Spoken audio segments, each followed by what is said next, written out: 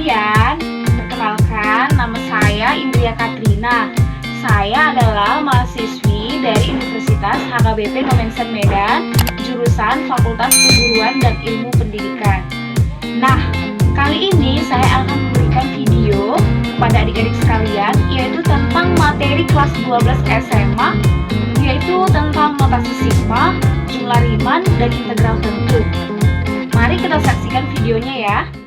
Kali ini saya akan membahas tentang materi pelajaran SMA kelas 12, yaitu mengenai notasi sigma, jumlah Riemann, dan integral tentu. Tujuan saya membahas materi ini adalah nantinya berguna untuk membantu kita dalam menemukan luas suatu daerah tertentu. Yang pertama, kita akan membahas tentang notasi sigma. Adik-adik sekalian, notasi sigma ini ada gunanya loh dalam menentukan luas suatu daerah. Nah, supaya kita tahu apa gunanya, lihat slide yang sudah saya berikan. Di situ ada gambar tentang penampang daun yang tidak diarsir dengan persegi panjang dan ada yang diarsir dengan persegi panjang. Kalau kita amati gambar penampang daun tersebut, apa yang bisa kita simpulkan? Yang bisa kita simpulkan adalah bahwa arsiran persegi panjang tersebut itu nanti sangat berguna untuk membantu kita lebih mudah dalam menghitung luas penampang daun tersebut. Jadi, dengan kata yang lebih sederhana, arsiran itu sebagai alat bantu kita untuk menghitung luas penampang daun tersebut. Jadi, luas penampang daunnya adalah, perhatikan gambar yang sudah ada di slide. Di gambar tersebut, saya membagi dua daun dari gambar slide pertama. Kenapa saya bagi dua? Itu nanti supaya kita tidak terlalu banyak nanti menghitungnya. Jadi saya bagi dua, nanti setelah dapat kita bagian yang satu, tentunya nanti untuk yang bagian satunya lagi kita tinggal kalikan saja. Nah, di sini saya mengambil bagian atasnya, yaitu gambarnya yang diarsir dengan persegi panjang. Nah, saya wakilkan persegi panjang tersebut dengan A1, A2, A3, A4 sampai dengan A8. Dengan demikian, luas separuh daun itu bisa kita hitung dengan menghitung jumlah seluruh luas persegi panjang, yaitu A1 tambah A2 tambah A3 tambah A4 sampai ditambah dengan A8. Nah, disinilah kegunaan kita memakai notasi sigma. Jadi kita bisa membuatnya dalam bentuk yang lebih sederhana, yaitu menjadi sigma AI dimulai dari I sama dengan 1 sampai I sama dengan 8. Yang kedua, kita akan membahas tentang jumlah Riemann. Lihat pada gambar yang sudah saya berikan di slide. Gambar tersebut sebenarnya sama dengan gambar sebelumnya.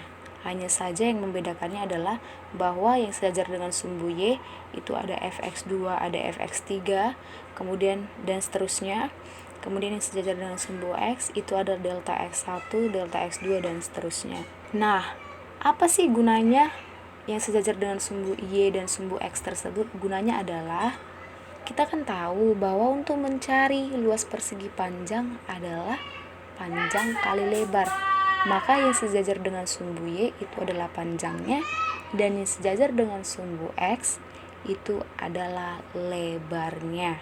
Maka nanti untuk mencari luas persegi panjang A1, yaitu panjang kali lebar, yaitu dengan fx1 dikali delta x1. Begitu seterusnya sampai A8.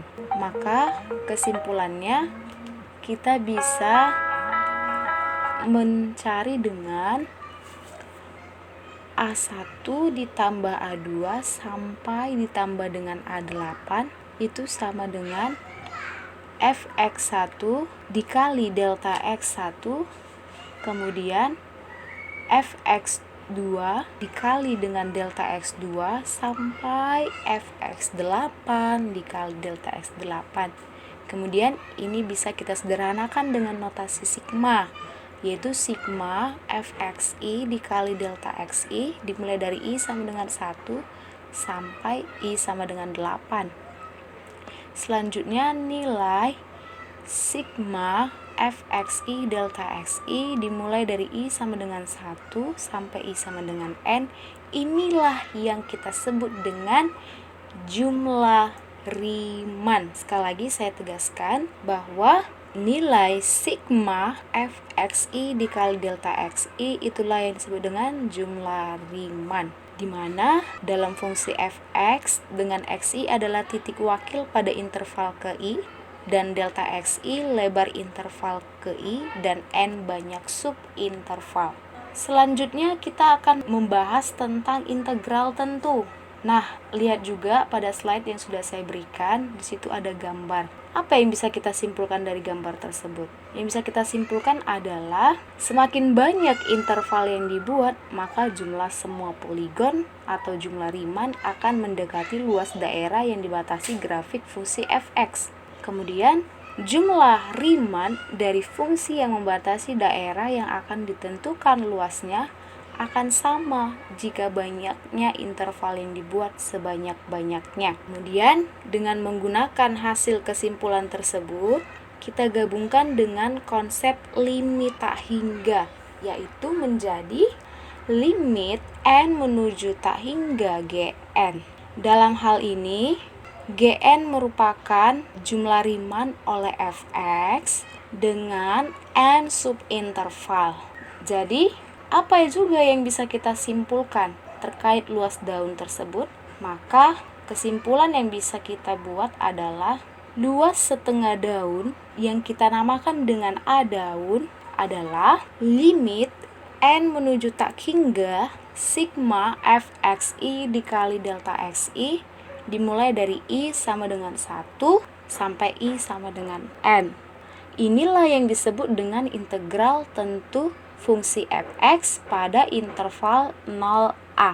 Kemudian, ini bisa kita tulis menjadi integral fx dx dimulai dari batas bawah sama dengan 0 dan batas atas sama dengan a. Sekian yang bisa saya sampaikan mengenai notasi sigma, jumlah Riemann, dan integral tentu. Nah, adik-adik sekalian sudah